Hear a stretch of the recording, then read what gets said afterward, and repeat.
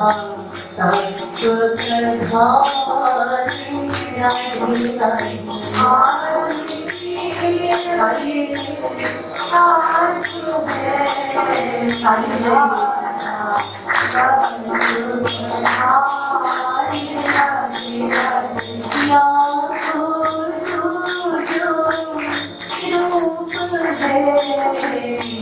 स्वयं कृष्ण भगवान राधे राधे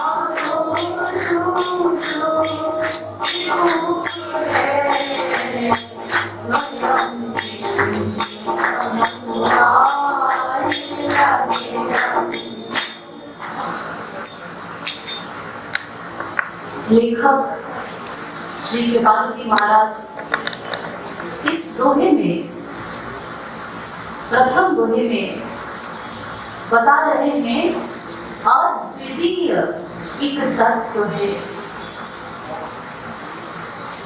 यानी एक कोई तत्व है जो अद्वितीय है। अद्वितीय माने न द्वितीय।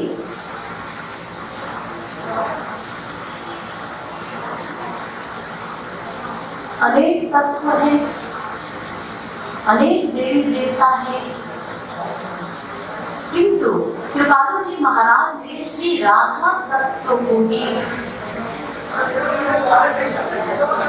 अद्वितीय बताया। यानी अन्य जितने तत्व हैं सभी तत्व राधा तत्व के ही अंतर्भुक्त है, के अधीन है।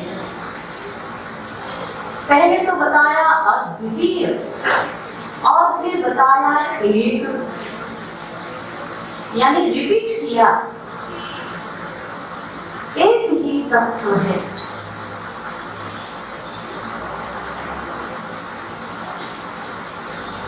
ये राधा शब्द क्या है?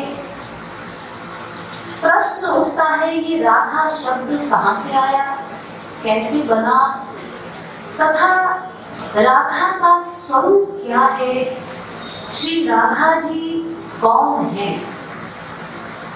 उनकी पर्सनालिटी क्या है। वैसे तो इस प्रश्न का सही उत्तर लेखक श्री कृपालु जी महाराज ही दे सकते हैं। उन्होंने इस तत्व का दर्शन भी किया है, साक्षात महापुरुष हैं, अवतारी संत भी हैं, लेकिन चूंकि गुरु का आदेश है, इसलिए जितना मैं अपनी बुद्धि से समझती हूँ या श्री गुरुवर ने जितना मुझे पढ़ाया है, सिखाया है, उतना बताऊंगी। उन्हीं की कृपा से, गुरु की कृपा से ही, क्योंकि बताया गया भगवान भी गुरु तत्व के अधीन है। गुरु की महिमा बड़े बड़े महापुरुषों ने बताई। भगवान का ज्ञान बिना गुरु के असंभव है।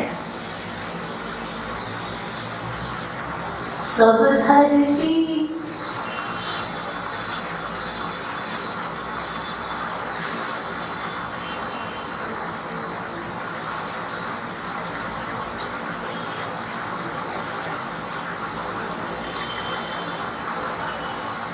गुरु तत्व तो बाद में टॉपिक में आएगा, विषय में आएगा। अभी राधा तत्व का निरूपण हमें करना है, सुनना है और समझना भी है।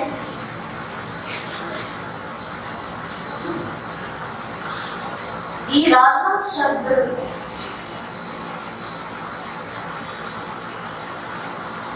राध धातु, संस्कृत में राध धातु कर्म में अप्रत्यय होकर राधा शब्द बना है, जिसका अर्थ बताया वेदों में समस्त की आराध्या, समस्त की आराध्या। फिर आगे वेदों ने बताया कृष्णेन आराध्यते इति राधा, यानी सर्व देव देवेश्वर श्री कृष्ण की राधा तत्व की आराधना करते हैं। फिर बताते हैं भगवान ने वेदों में बताया है राधैवाराध्यते मया, मैं भी राधा तत्व के आधीन हूँ। मतलब बताइए, हमारे हिंदू धर्म का जो मूल ग्रंथ है, मेन है, वो वेद है। वेद को किसी ने लिखा नहीं, बनाया नहीं, तो उसमें श्री कृष्ण को ही आदि भगवान बताया गया।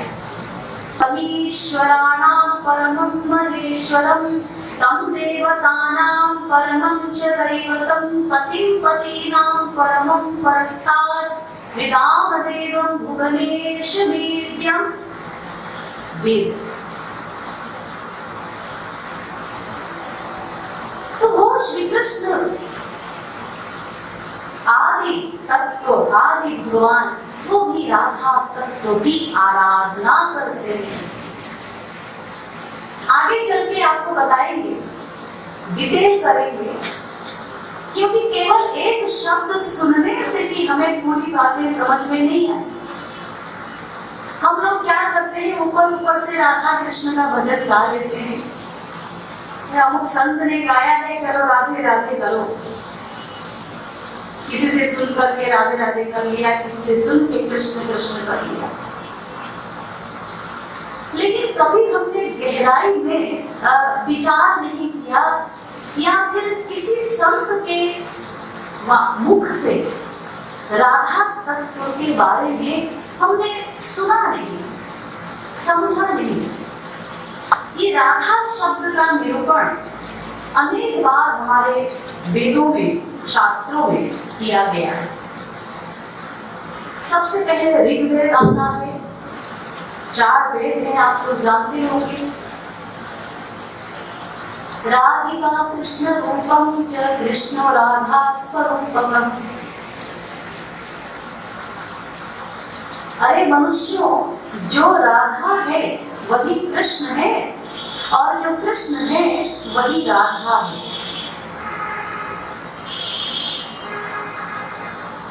भागवत में भी राधा शब्द का निरूपण है।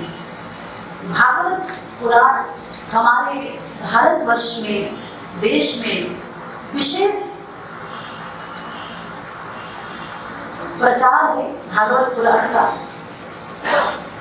अनया राधितो नूनम् भगवान हरीश्वर। देखिए, भागवत पुराण में भी राधा शब्द आया है।